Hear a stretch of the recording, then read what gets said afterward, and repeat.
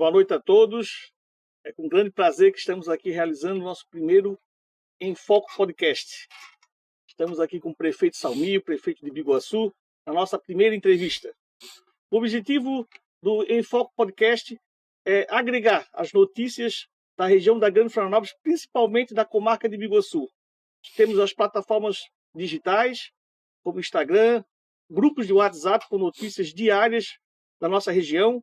Temos o jornal impresso todas as sextas-feiras. E agora vamos agregar com um podcast em foco. E nosso entrevistado hoje, a grande honra de ter aqui o nosso prefeito Salmi Silva, para nós começarmos a fazer as perguntas e ele vai contar um pouco da vida dele, a sua vida estudantil, a sua vida empresarial, a sua vida política, né? O que ele está fazendo na prefeitura, o que ele fez, o que ele quer fazer. Vamos falar também de sucessão, prefeito, né? Para nós sabermos o que está nas mãos de quem nossa cidade está, né? Bastante obras aí que a gente está percebendo na cidade. Quero agradecer também os patrocinadores do programa, a construtora Moinho, a Litoral Parafusos, né? E o restaurante Empório, aqui de Biguaçu. Mas vamos começar. Prefeito Salmi, eu queria que a gente descontraísse um pouco, né? Para você contar, você é natural de Biguaçu, você é do interior de Biguaçu, família tradicional aqui da nossa cidade. Até pouco tempo, né, quando você foi candidato a prefeito, todos falavam, quem é essa pessoa? Quem é o Salmi? Eu me lembro disso muito bem, né? Eu comecei como repórter a fazer umas matérias, você não era nem candidato ainda a vereador, depois se elegeu vereador, era uma pessoa que não estava no meio político até então. De repente fez uma eleição a vereador, se elegeu vereador da cidade na sua primeira eleição em Biguaçu, e depois se reelegeu. Não, logo depois já foi prefeito, foi candidato a prefeito, exatamente. Pegou um vácuo ali nas negociações, nos xadrez políticos da cidade e virou prefeito da nossa cidade, né? Desbancando pessoas que já estavam mais tempo na política, mais tradicionais no meio político do nosso município.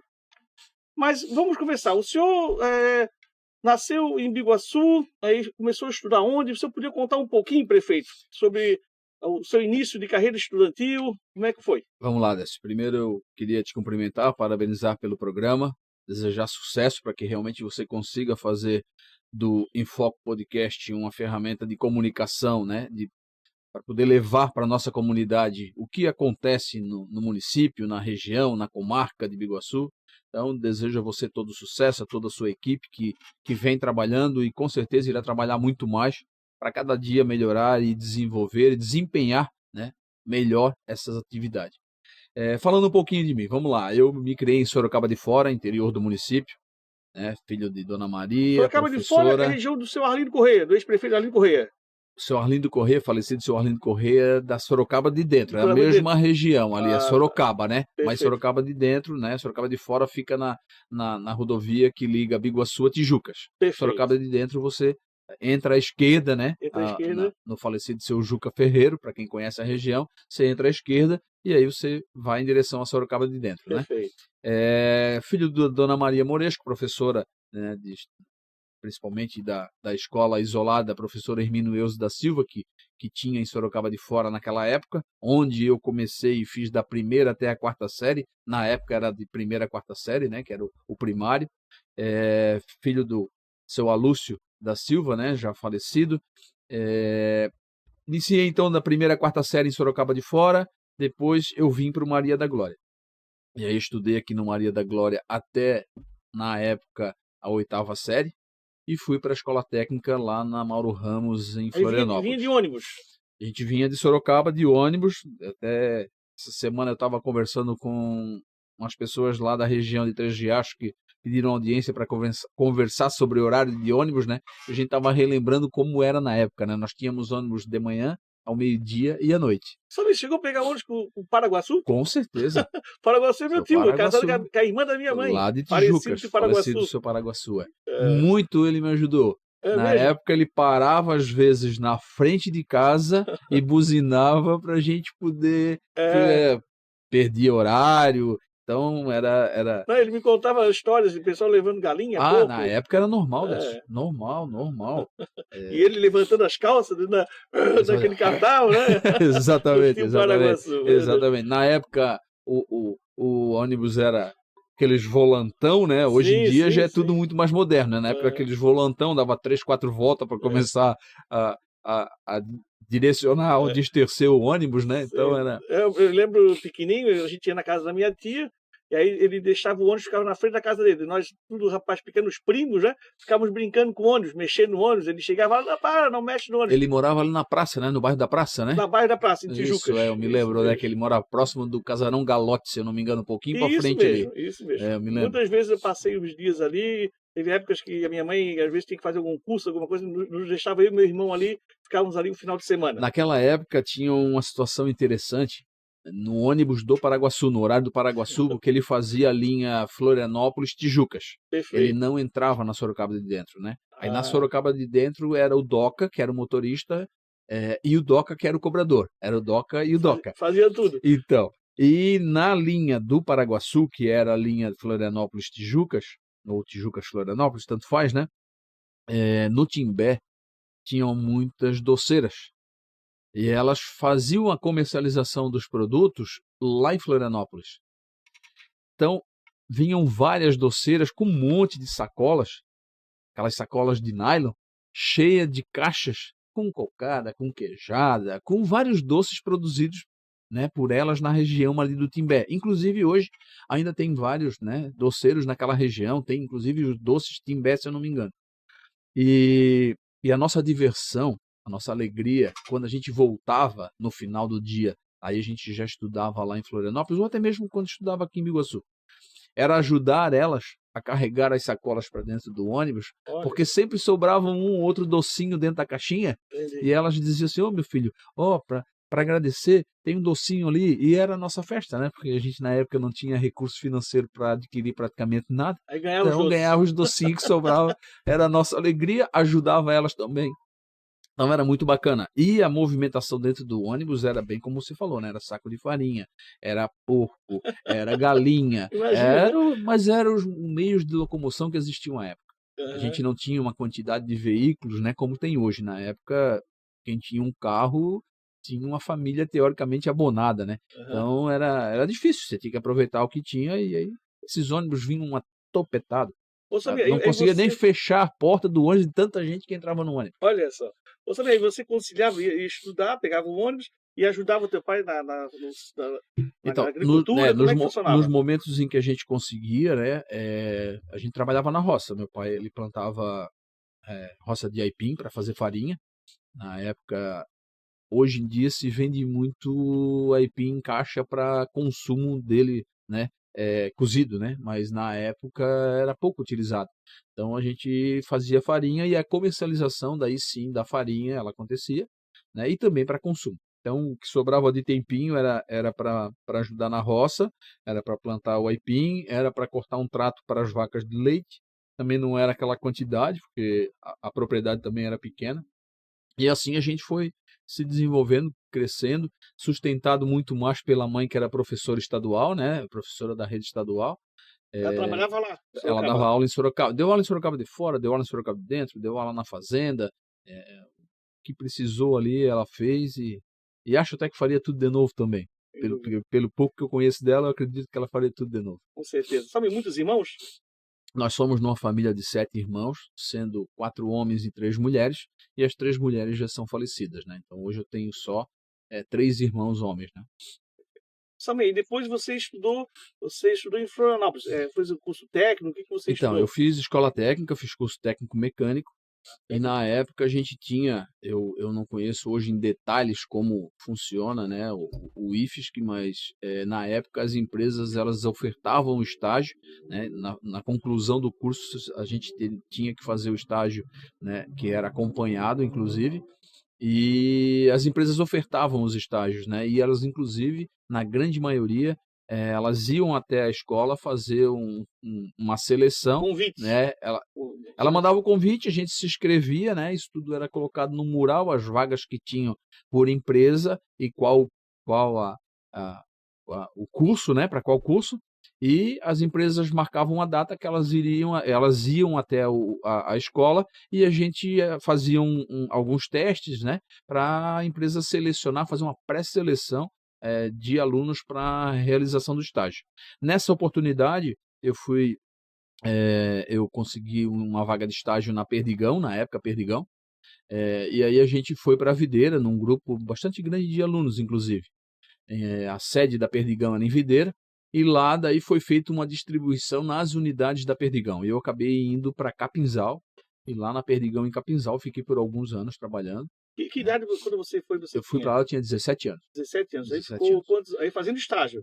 Fiz estágio, depois eu me efetivei, aí fiquei mais algum tempo lá na Perdigão, e aí, por ser, né, características muito diferentes daqui da região, eu também na época moleque, né, Capinzal é uma cidade, ainda hoje é uma cidade pequena, né, na época não tinha praticamente opções nenhuma, então acabou criando aí e a distância era considerável, né, então eu me lembro que a gente pegava o ônibus da Catarinense na sexta-feira, por exemplo, 9 horas da noite, eu chegava às 6 horas da manhã aqui em Biguaçu, né? Então acabou criando uma desmotivação, o distanciamento, né?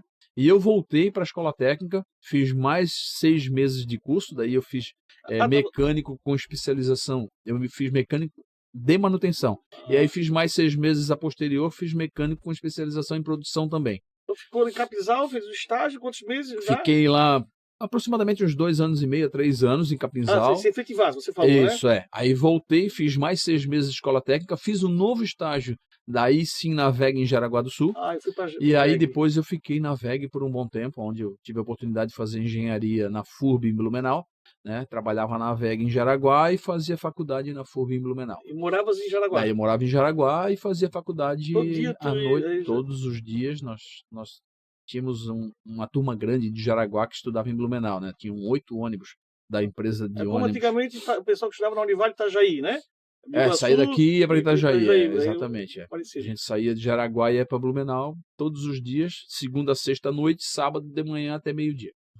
Salmi, aí você trabalhou na VEG e depois que você trabalhou na VEG, foi aí que você montou seu negócio aqui em Biguaçu, a Litoral Parafusos? Não, quando eu saí da VEG, eu fui para Joinville, aí montamos uma empresa em Joinville, né, junto com a minha esposa, hoje minha esposa, na época a gente não era casado, com o meu cunhado na época também era noiva dele, hoje já são casados também, né, a gente começou a trabalhar no ramo de transporte. E aí, por problemas de saúde do meu pai, eu acabei voltando para Biguaçu, né, para a gente poder dar uma atenção maior. Aí já voltei casado, né, e a gente adquiriu um terreno aqui próximo da divisa com Antônio Carlos, e a gente foi morar naquele terreno junto, né, daí junto com os meus pais, né. Meus pais moraram comigo, até início do ano passado meu pai morava comigo, quando ele veio a falecer. A minha mãe continua morando comigo hoje. E aí, para voltar para cá, tudo que a gente tinha de reserva a gente utilizou para adquirir, e mais ajuda dos irmãos ali, a gente comprou o espaço, né, o terreno, e gradativamente a gente foi evoluindo e construindo. E naquele momento eu fui trabalhar junto com o meu irmão que tem empresa na área de tecnologia. Então eu trabalhei por 15 anos numa empresa de tecnologia, e aí rodava todo o estado aí, e até boa parte do Rio Grande do Sul, inclusive, atendendo os clientes que a empresa tinha, né, trabalhando na parte de implantação de sistemas, né, sistema empresarial. E aí, após isso, Era um software? É um software de gestão de uma empresa chamada TOTOS de São Paulo, né, e a gente trabalhava na parte de implantação, né? Então a gente fazia toda a parte de levantamento, de consultoria, de implantação, para que o software passasse a funcionar na empresa. Nessa empresa eu fiquei por 15 anos trabalhando, né? Aí tive as 2 filhas, e aí esse distanciamento também, essa movimentação, viagem para cima, viagem para baixo, acabou desgastando um pouco, e eu decidi montar um negócio. E aí foi que começou todo o estudo do que eu poderia montar em Biguaçu, né? Com os recursos que eu tinha à época, que também não eram tanto assim. E a gente acabou montando a Litoral Parafusos. Já se vão lá os seus praticamente 10 anos, ou até um pouco mais, não me recordo a data certa, mas montamos a Litoral Parafusos e começamos gradativamente, fomos evoluindo, abrimos uma filial em Tijucas. Que parafuso, sabe? O que deu ali? Então, como eu sou da área da mecânica, né? Sim. Eu fiz técnico mecânico, eu trabalhei na VEG muito tempo trabalhando na parte de qualidade, né? Quando eu fui para a VEG, a gente começou a implantação da ISO 9000. Então, isso já faz um bom tempo, na época que a ISO 9000 surgiu, nós começamos a trabalhar na normatização dos produtos, na qualificação dos fornecedores, né? E eu comecei a criar um relacionamento com os fornecedores, com os produtos. Percebeu essa necessidade. E quando eu comecei a imaginar o que a gente poderia estar montando em Biguaçu, uma das características era que eu gosto dessa área, é uma área que eu já estudei lá atrás nos cursos técnicos que eu fiz, né, e também trabalhei muito com essa área, né. Na Perdigão, por exemplo, eu trabalhava em manutenção, então a gente estava em constante contato com toda essa linha, né, e tudo isso ajudou na hora de tomar uma decisão. Pô, eu vou para cá, que é uma área que eu gosto, que eu conheço, né, e vou tentar, claro, me aperfeiçoar, melhorar, mas já tinha uma certa noção do que a gente estava falando, né? Quando o cliente nos procura ou quando a gente vai procurar alguma empresa nova para prospectar essa empresa, já saber do que está sendo falado, como falar, como se comportar. Então, já tinha uma afinidade com essa área. E aí a gente começou a fazer pesquisas, eu andei em muitas empresas aqui em Biguaçu, tenho muitos amigos aqui, inclusive de infância, que tem serralheria, mecânica, toda essa região, todas essas atividades, e aí fui consultando e perguntando, né, o que falta no município de Biguaçu na linha e na área de atuação de vocês, né? E muito comentado foi, né, a necessidade de ter alguma empresa mais focada para esse tipo de comércio. Não na linha específica de parafuso, isso já existia, inclusive existe hoje.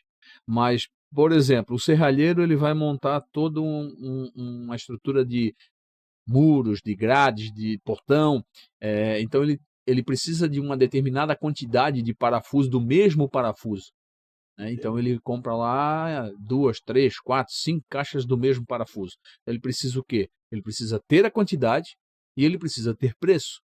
Senão ele acaba, claro, perdendo para o concorrente dele aquela prestação de serviço.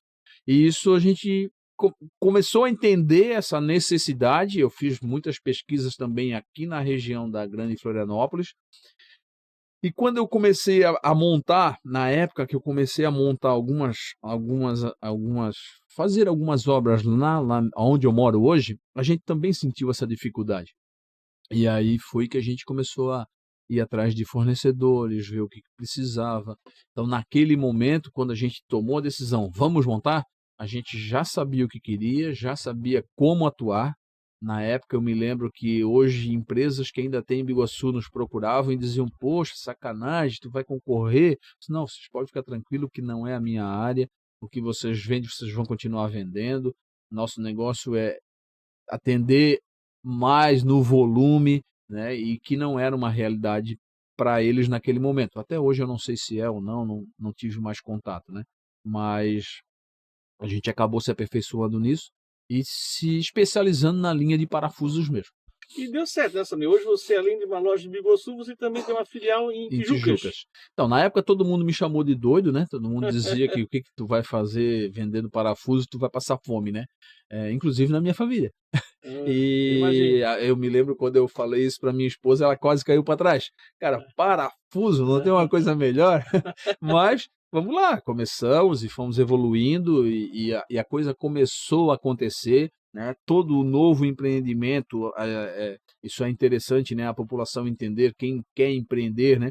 Todo novo negócio ele tem um tempo de maturação, então existe todo um esforço necessário que tem que ser aplicado, desde investimento a longo prazo, não é algo que você abre hoje, amanhã ele já te dá um resultado gigantesco, não, você tem todo um tempo aí para se posicionar no mercado, para se tornar conhecido, para fortalecer o seu nome, a sua empresa, para conseguir montar um mix total daquilo que você imagina. Hoje a gente ainda não tem isso, hoje a Litoral Parafusos ainda tem linhas de parafusos que a gente gostaria de atuar, mas não tem. Nós não atuamos, hoje um pouco mais por dificuldade de espaço, inclusive, mas toda pessoa que quer empreender nessa área, ela precisa entender que leva um tempo. Então, por que muitas empresas às vezes quebram, né? Porque ela não se prepara por longo prazo. Não é de hoje para amanhã que você transforma um negócio do zero e se torna rentável a ponto de você dizer assim, não, a partir de amanhã eu já vou conseguir tirar um Prolabore de 2, 3, 5 mil reais. Não, tudo isso é gradativo. Eu passei por algum tempo ali, né, reinvestindo tudo que sobrava, para ir poder aumentando, né? Então tirava o mínimo necessário quando conseguia, né? E se sobrava, reinvestia para ir aumentando as linhas, para aumentando as quantidades. Eu me lembro na época que eu abri a loja, não muito depois, você e o seu irmão eram um cliente meu. Inclusive, né, falecido seu irmão, comprava muito parafuso com a gente. E logo depois também a gente acabou sendo parceiro, né, no jornal. E você ajudou a alavancar a empresa com toda a propaganda que também fez da Litoral Parafusos. Mas lá naquela época, se você tentar puxar um pouco da memória, você vai ver que a gente tinha uma loja praticamente vazia. Eu tenho algumas fotos ainda daquele momento, onde tudo que a gente montou de mostruário ali não tinha praticamente nada. Você entrava na loja, ela era praticamente vazia, né? Hoje a gente tem uma dificuldade gigantesca, tem muitos produtos que a gente tem, que a gente não tem nem como expor, de ocupação de espaço. Cliente, além de Biguaçu, tem cliente que vem de fora, vem de São José, vem de outros municípios? Da região da comarca, eu atendo muito o governador Celso Ramos, a gente tem uma linha legal de inox, né? Então aquela região de governador Celso Ramos utiliza muito a linha de inox. Antônio Carlos a gente vende bastante. Na região aqui mais próxima da divisa de Biguaçu, o pessoal de São José, a gente atende sim. E na época que eu estava na loja, eu fiz muita entrega naquela região. Quando a gente vai um pouco mais para, vamos dizer assim, ó, tá chegando mais próximo da Via Expressa para lá, aí a gente já tem algumas lojas fortes também que atendem toda essa demanda ali. Claro que eles também devem atender clientes aqui de Biguaçu e por aí vai, né? Também, como é que foi a tua entrada na política, né? Eu me lembro, eu sempre acompanhei a política de Biguaçu e de repente veio lá um candidato Salmi, né? Uma pessoa que o pessoal não conhecia, só conhecia lá no teu atendimento no balcão da Litoral Parafusos, né? Uma loja no centro de Biguaçu. E de repente você foi candidato a vereador e já na primeira campanha você já teve êxito, você se elegeu vereador do município. Como é que foi isso daí, você candidato? Então, entrar na política, ela acabou se tornando uma realidade em função até de brincadeiras de, vamos assim dizer, de boteco, né? Aonde eu moro hoje, a gente tinha o hábito ali por ter poucos vizinhos, né? As residências são bem mais distantes porque é região de interior. Periodicamente a gente fazia alguma coisa na casa de alguém. Os poucos vizinhos que a gente tinha na época, a gente tinha esse hábito. Inclusive até hoje, a gente ainda costuma periodicamente se reunir em algum feijoada espaço, na casa de um, feijoada num, batata frita no outro, churrasco na casa do outro e assim vai. Entendi. E na época a gente conversava sobre isso, né? Sobre política, sobre os candidatos, né? E começou aquelas brincadeiras que, poxa, a gente poderia lançar um do grupo aqui para a gente, né, apoiar e ir para a rua. E foi indo, e foi indo, e foi indo, essa brincadeira foi tomando volume. Não tinha nada, foi assim. Não, na verdade, claro, eu tinha já morava ali muito próximo da gente, vizinho nosso, o meu irmão, Salve, né? Uhum. Que também participava e participa desses grupos, né? Dessas brincadeiras, e ali começou a amadurecer uma estratégia. O Salve, ele, por ser da PM, né? Ele já tinha uma proximidade maior com políticos, mas a nível estadual. Então ele já tinha uma noção, né, do que ele falava para a gente, como é que funcionava, como é que eram um pouco os bastidores da política, na visão e no conhecimento dele, claro, né? Mas nunca teve um viés de candidatura política partidária, né? Sempre teve ligado à política, sempre apoiou, né, candidatos, mas no sentido de apoio mesmo, nunca foi um participante, nunca colocou um nome à disposição, né? E aí naquela conversa toda a gente decidiu que, não, poxa, se tiver uma oportunidade nós vamos lançar e aí vai ser tudo. Todo mundo dizia, então tá bom. Então botei o meu nome lá e se surgisse a oportunidade, né, eu seria o candidato daquele grupo, vamos dizer assim. E aí surgiu uma oportunidade naquele momento, teve a disponibilidade de uma vaga, isso na época, né, o MDB tinha à frente lá como candidato a prefeito e a vice era o Tuta e o André, né, e a gente recebeu o convite para ser candidato e teve essa oportunidade. Eles perceberam uma liderança lá na divisa do município e te convidaram para ser candidato a vereador.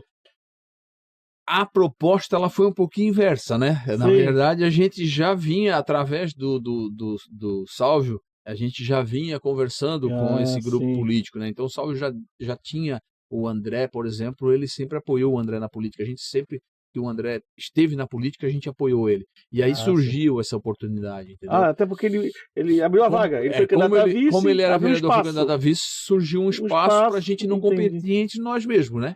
Você imagina, por exemplo, eu saio candidato e o meu irmão diz, não, tudo bem, tu pode ir, mas eu vou votar no outro. Nada aí não tinha como. Não tinha como. A gente já tinha pouco conhecimento, como você falou. Entendi. E a família? Geralmente a família não gosta que a pessoa seja candidato, né? Samir, quantos anos você tem? 52. Você tem 2 filhas, quais são os nomes delas e as idades? Bárbara tem 15 anos e Natália com 17 anos. E minha esposa é Adriana com 49, 8. Perfeito. Uma coisa assim. Perfeito, Samir. Então você acabou sendo candidato a vereador. Isso foi que ano? Então, eu me candidatei na eleição de 2016. E aí, após a eleição, né, com a vitória, a gente assumiu em janeiro de 2017. E você foi presidente da Câmara, eu me lembro disso. Foi um ano, né? Em 2019. Na eleição de dezembro de 2018, eu me elegi e assumi em 2019. E Samir, como é que pintou essa oportunidade de ser candidato a prefeito? Você era um vereador de primeiro mandato, e já tinha alguns que o MDB já tinha alguns nomes, né? Mas eu não me lembro na época se o ex-prefeito estava inelegível ou não. E de repente teve essa oportunidade de você ser candidato a prefeito. Como é que foi? Então, naquela época, o Tuta, ex-prefeito Tuta, ele estava condenado, né? Não poderia ser candidato. E existiam alguns nomes no partido, com possibilidades, lógico, né? Mas o partido entendeu, fez o convite. Eu me lembro que num primeiro momento eu pedi um tempo até para conversar com a família, né? Saber a opinião deles. E também para entender um pouco mais o que era esse convite e essa proposta, né? Numa outra oportunidade, em outra reunião, eu aceitei o convite e a única coisa que eu pedi era que eu iria assumir toda a organização da campanha. Quando você se elegeu a vereador, você se elegeu com quantos votos? 679. 679. E para prefeito você teve quantos votos? Cara, já não me lembro mais, mas 16 mil e alguma coisa. Foi surpreendente a sua votação na época, né? Eu me lembro disso. Prefeito Samir, vamos falar um pouquinho da sua gestão, né? Recentemente foi noticiado que o senhor recebeu 20 milhões em verbas, né? Para poder fazer obras.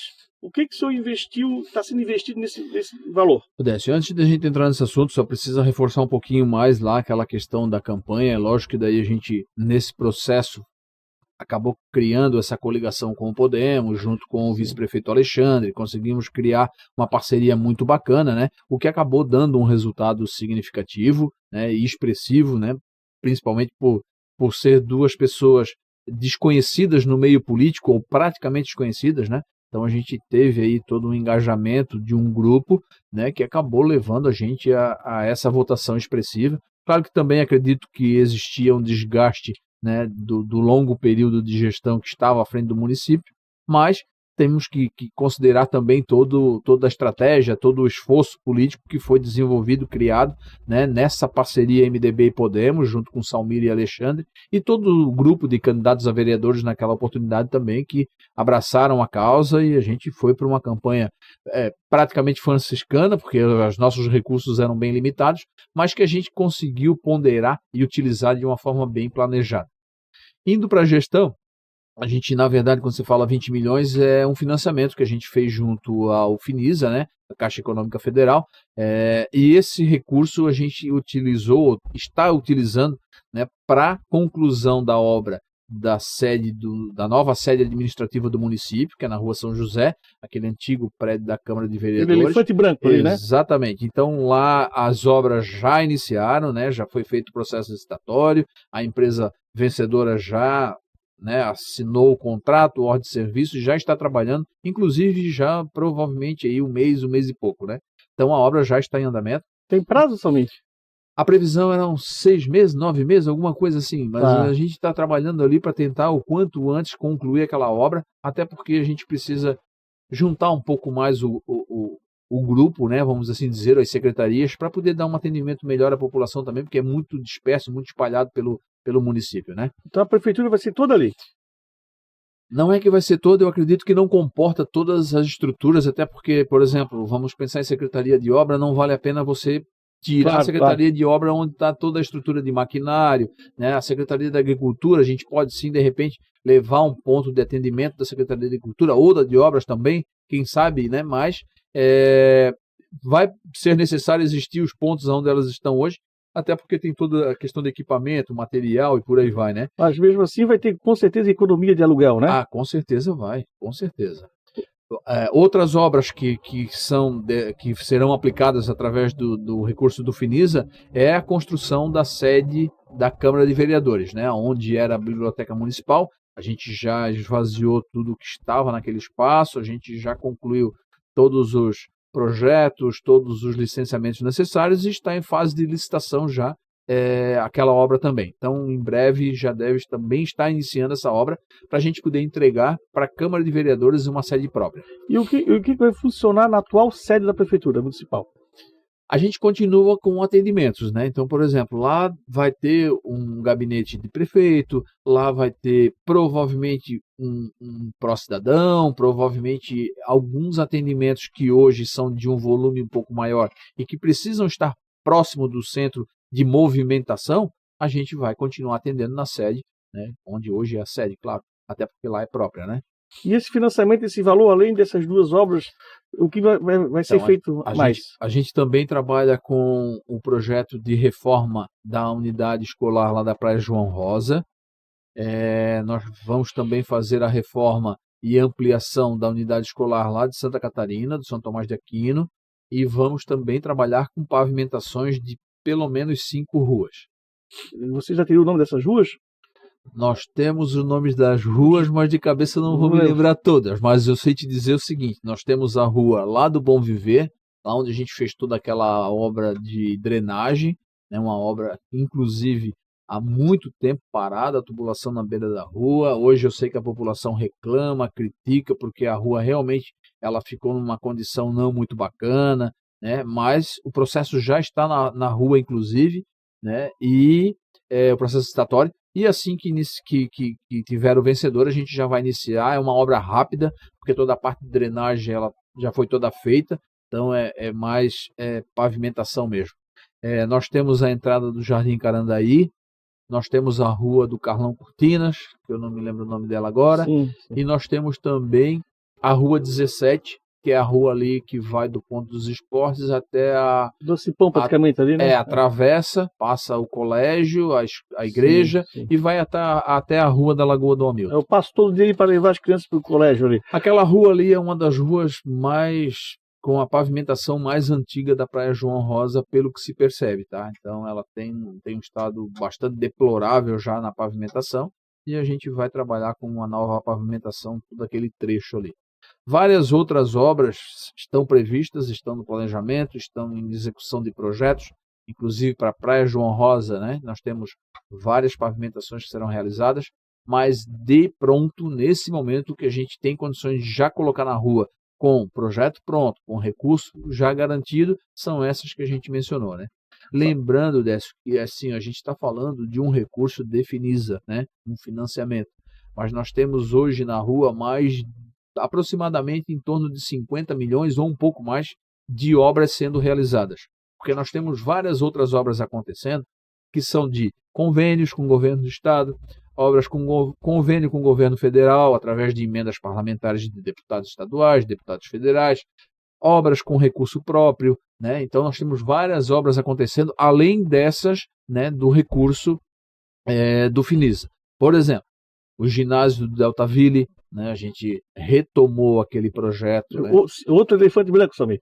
O que tiver de elefante branco, nós vamos trabalhar para concluir, tá? Pode ficar tranquilo. Tem prazo ali para o ginásio? O ginásio, a previsão também, até final desse ano, a gente já está entregando para a comunidade, a obra está bem adiantada. Aquele projeto é um projeto que nos preocupou bastante, né? Durante todo o período de vereador, a gente sempre ouviu que aquela obra ela estava condenada e teria que ser demolida, né? Sim. Demolir significaria o quê? Reenviar todo o recurso já investido de volta para Brasília, até porque ali tem uma emenda parlamentar do então deputado federal, que hoje senadores pediam a mim, né, e que já tinha uma boa parte sido gasta naquela obra. Então, ou a gente devolvia esse recurso para Brasília, ou a gente concluía aquela obra.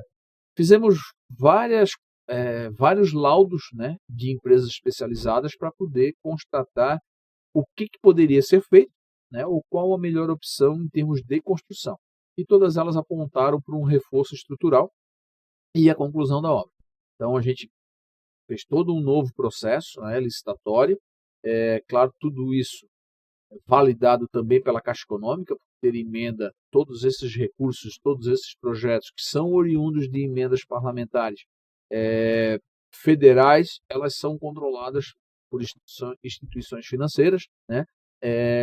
E então a gente teve que reapresentar os projetos para eles, com o projeto inclusive do reforço estrutural, sendo que esse reforço estrutural e as obras que terão que ser refeitas para reparar danos causados pela antiga construtora ou pelo tempo em que a obra ficou parada, essas são com recurso próprio do município.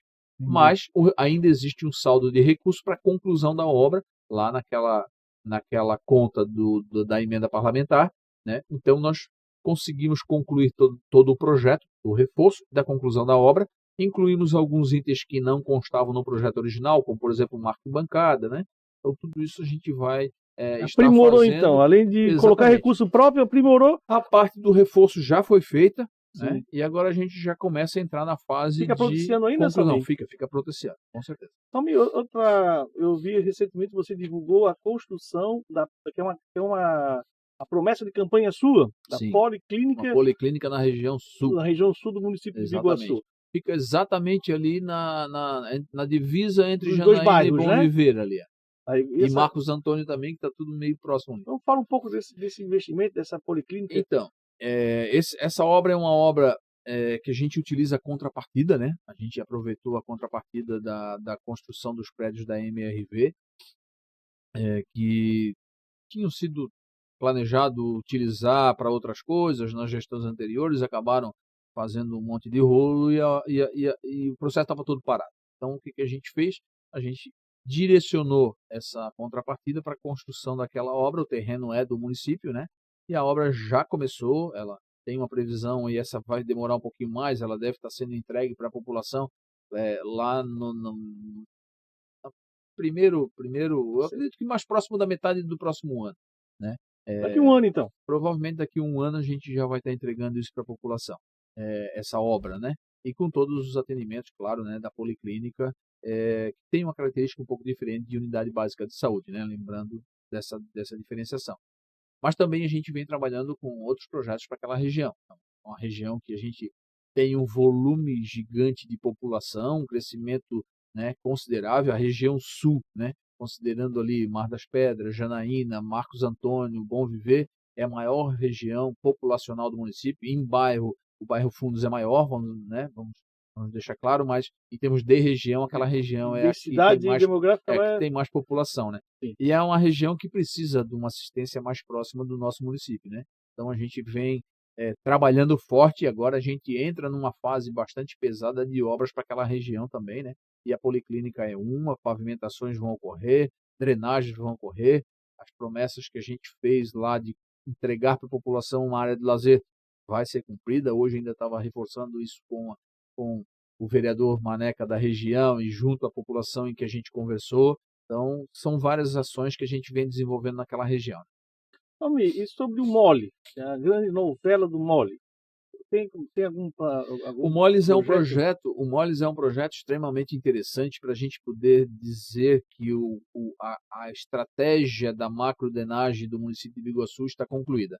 Hoje a gente tem, claro, as obras da macrodrenagem trouxeram um resultado significativo, tanto que a gente veio desde janeiro de 2021 trabalhando muito pesado nas limpezas dos canais da macro, na conclusão de outras obras da macro e micro, né? Por exemplo, a gente está praticamente concluindo a obra da macrodrenagem do bairro Vendaval, que estava parada, também já não era um elefante, mas estava quase, né, do tempo que ela ficou parada. Então, a gente vem se empenhando e trabalhando muito nessa questão da macro, né, nos trabalhos para evitar alagamentos e cheias no nosso município. Claro que a gente sabe que contra a natureza não se consegue, né, a gente tenta se prevenir, mas não consegue se evitar se ela assim desejar que não aconteça, né? mas todos os entendidos, né, todos os estudos, todos os trabalhos direcionam para que a gente, com uma construção do Moles, a gente consiga dar uma vazão maior no Rio Biguaçu, né? Hoje a gente sofre o problema da maré e o problema da obstrução do canal de escoamento das águas do Rio Biguaçu, né? Então a construção do Moles seria para essa finalidade. Mas como é que está? Tem uma previsão? Então, vai vir? na verdade, no governo anterior perdeu a verba, né? Existia uma verba lá de 55 milhões e eu não sei o que aconteceu. Não, aí eu não sei te responder, eu sei te dizer o seguinte, existia um projeto lá em 2021, quando a gente entrou já existia um projeto, já falado há muito tempo, né? A gente começou nas idas a Brasília tentar viabilizar com que os recursos viessem para a gente poder construir esse molde. Na época a gente fez a atualização dos valores, né? Porque os valores estavam defasados em função do tempo, da execução, da elaboração e confecção do projeto, para o momento em que a gente estava reivindicando e pleiteando os recursos. Os recursos são muito grandes, não são valores baixos, né? Principalmente em função do modelo construtivo, né? Então, cria uma expectativa e uma dificuldade um pouco maior. Mas nós estamos em várias frentes de trabalho, não só trabalhando com aquele projeto, mas também trabalhando com novos projetos. Então? Não está perdido. A obra a gente vem trabalhando de todas as formas para viabilizar. Se vai ser no projeto original, se a gente vai conseguir o recurso completo, isso a gente não tem uma definição ainda. Entendi. Mas que nós estamos trabalhando firmes e fortes para a gente poder pelo menos iniciar ou concluir um dos lados do Moles, né? Até porque a direita do Mole, na Praia João Rosa, aquilo é uma área que, se tiver feito uma área de lazer, aquilo é muito bonito, né? Mas precisa de uma revitalização, aquela região ali.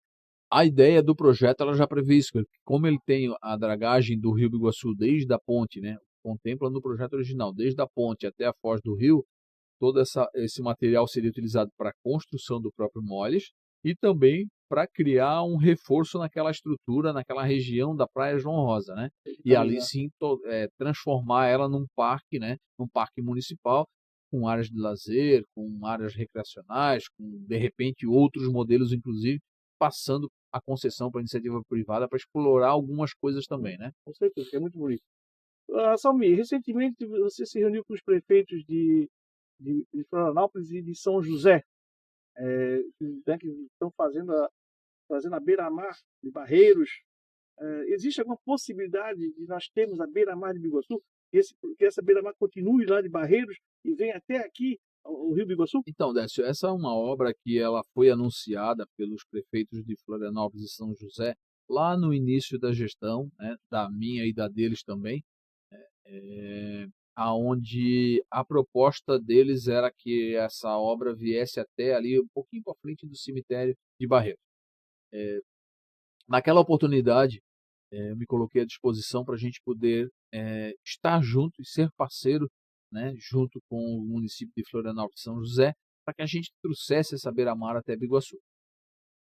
Os valores e o modelo de captação de recurso que eles adotaram, a gente sozinho não consegue, porque eles trabalham com recursos estrangeiros, recursos externos, e que as linhas de financiamento desses recursos elas são para cidades acima de 100 mil habitantes, então a gente não conseguiria captar. Então existem algumas propostas em negociação e conversa com eles, sim. A empresa que estava elaborando todo o estudo é a ProSul, né? E também conversamos com a ProSul para que a gente pudesse entender o que seria trazer, né, estender essa obra até Biguaçu, porque iria tornar ela mais cara para São José, porque iria ficar maior, né? Mas também entraria o município de Biguaçu. Então a gente vem conversando, eu só não sei que final que vai se dar isso, porque não depende só de Biguaçu, né? Mas Biguaçu está junto, conversando com ele sim, para que a gente, quem sabe, consiga fazer um projeto em conjunto aí, para isso né? virar uma realidade, né, prefeito? Com certeza. É muito importante para o município. Prefeito, eu ando por aí, o senhor é muito bem conceituado no interior do município, né? O senhor diz que é o prefeito do interior, sei que o senhor tem obra aqui na área urbana, mas o senhor é muito elogiado no interior de Biguaçu. Quais são as obras? O senhor podia, assim, rapidamente resumir as obras que o senhor fez no interior do município? Na verdade, eu acho que eu, de repente, eu sou considerado da forma que você falou, por eu ser do interior, né? E eu entender que o interior do nosso município, e quando eu falo interior, Eu não estou falando só daquela região de Sorocaba, Três Riachos, mas eu levo em consideração toda a região, principalmente a região norte do nosso município. Ela sempre foi uma região que foi um pouquinho mais deixada de lado, né, vamos assim dizer. Então, quando nós iniciamos, a nossa proposta era, já que a gente não tem recurso financeiro para levar para essas comunidades tudo aquilo que elas precisam, tudo que elas querem, tudo aquilo que a gente gostaria de ofertar, nós vamos levar dentro das nossas possibilidades mais conforto, mais qualidade de vida para aquelas pessoas que residem na região do interior do nosso município, né? Mas também a gente vem fazendo muita obra em todo o nosso município. Se você for analisar vendaval, fundos, né? Fundos, por exemplo, eu vi essa semana alguém dizendo, Fundos não tem obra. Fundos tem muita obra. E tem muito mais obra que vai acontecer na região dos fundos. Na região da praia, com certeza. Bom Viver, Janaína, né? A gente está fazendo obra aqui na Chácara Fabiana, um bairro que há quantos anos não se falava de obra na Chácara Fabiana? Aliás, não se falava de manutenção e limpeza da Chácara Fabiana. Mar das Pedras, né? Quanto tempo o Mar das Pedras ficou de lado? Então, assim, são várias regiões, vários bairros que a gente vem atuando. Na região do interior, ela é um pouco mais tranquila de se executar, porque o que você precisa é de uma estrutura financeira um pouco menor. Claro que a gente montou uma estratégia de trabalho na região do interior para evitar com que as chuvas, a cada chuva, destruísse todas as estradas. E a gente viu muito disso acontecer.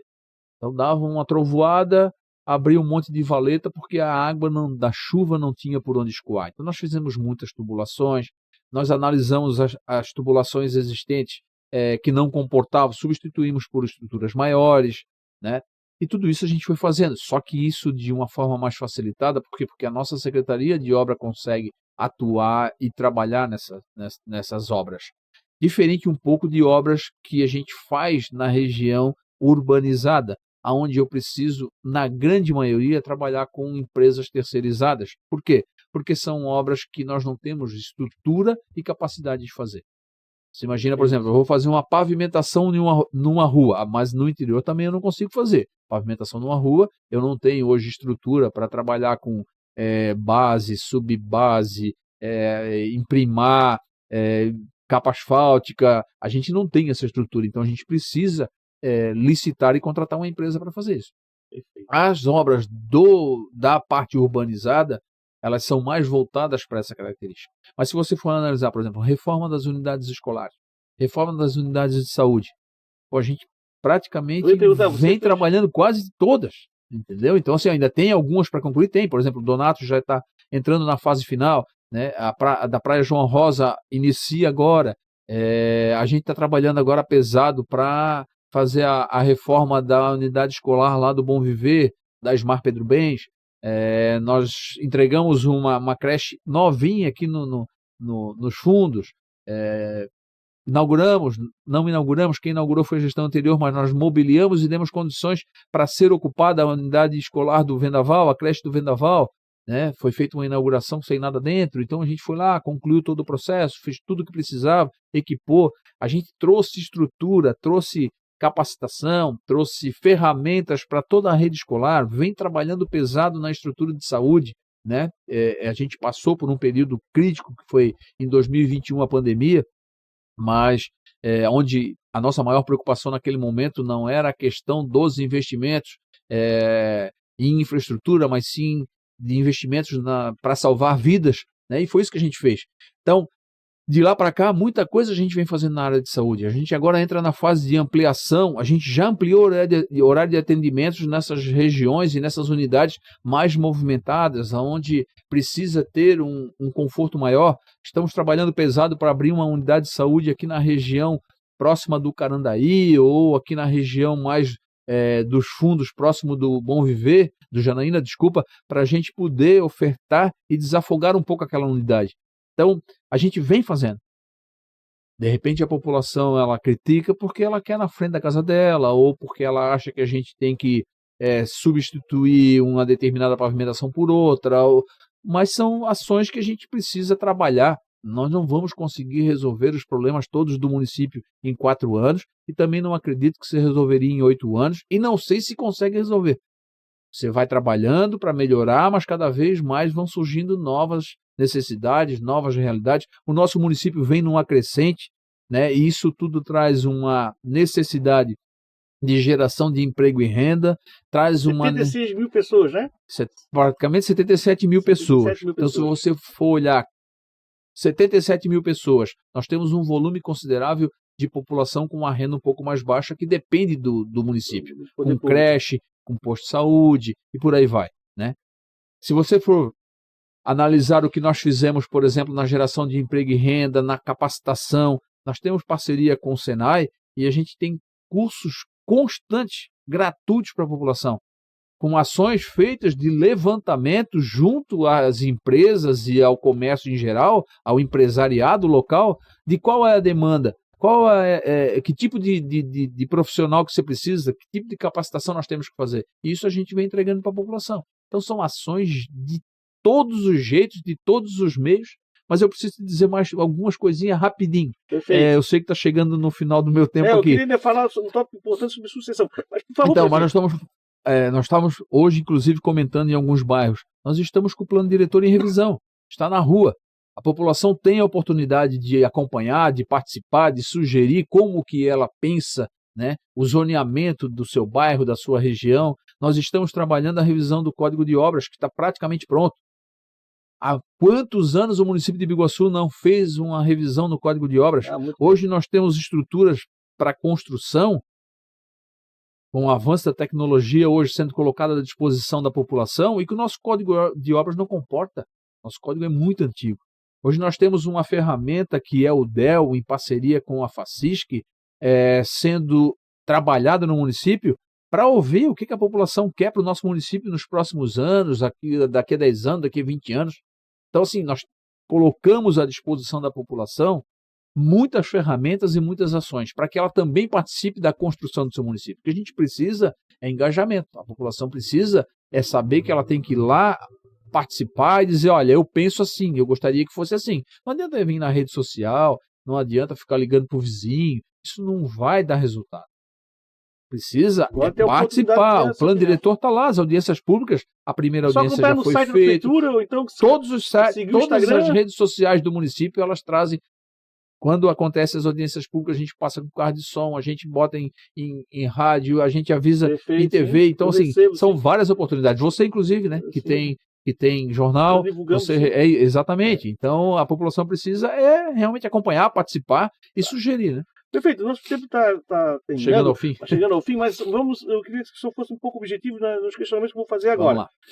O relacionamento com a Câmara e sobre verbas do governo estadual e federal. Rapidamente, como é que está o relacionamento a nível estadual, a nível federal?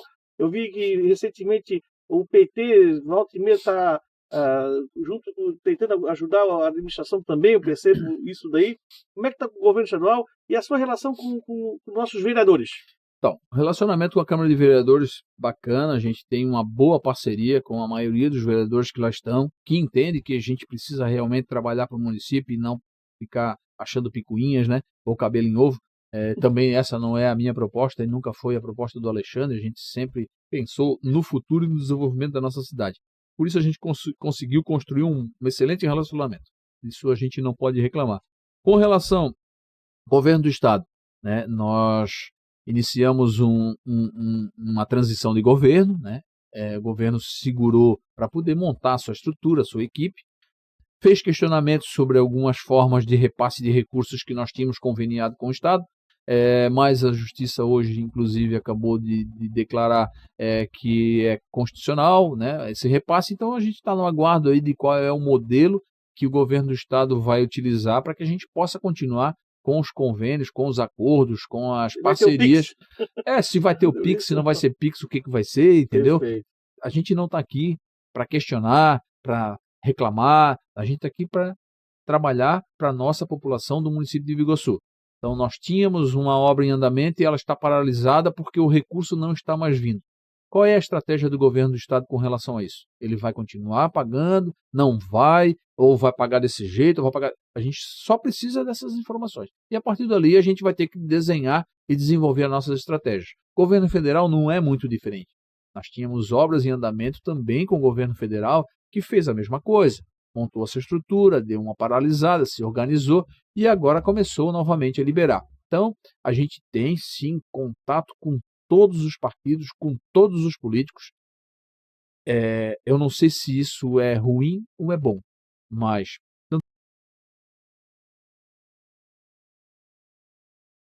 ano que vem nós temos eleição. E como é que está? Já tem algumas conversas? O senhor vai ser candidato à reeleição? O que o senhor está achando de tudo isso? Para essa pergunta eu já respondi várias vezes, né? Eu sou candidato se a população achar que eu devo ser candidato. Perfeito. Se a população entender que não, dê o seu tempo, eu tenho a minha vida, tenho meus negócios e tenho mais coisas também a fazer. Eu não sou um dependente da política.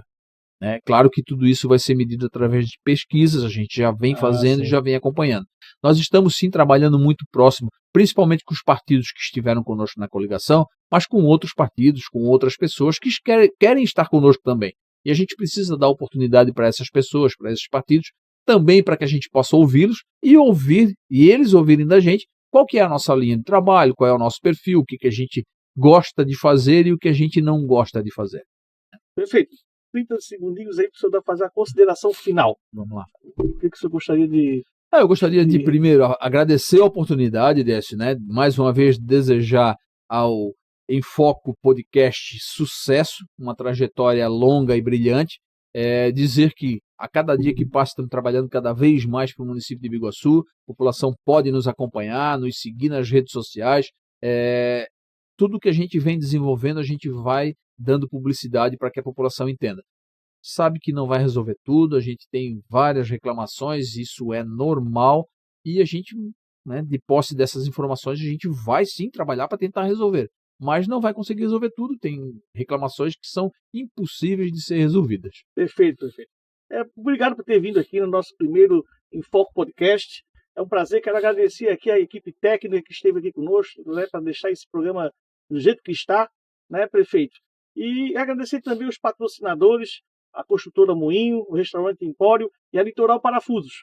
E dizer, prefeito, que estamos aqui, né, qualquer assunto que o senhor quer passar para a população, o programa está aberto a você, né, a Prefeitura Municipal de Biguaçu, para a gente divulgar o que está sendo feito. Obrigado mais uma vez por estar aqui. A ideia do podcast é justamente essa, ouvir as pessoas, saber um pouquinho da sua vida, né? Eu gostei dessa parte de estudo, tudo como é que começou tudo isso, né? E hoje você é prefeito aqui do município de Biguaçu. Parabéns mais uma vez, muito obrigado. Obrigado e à disposição de vocês também.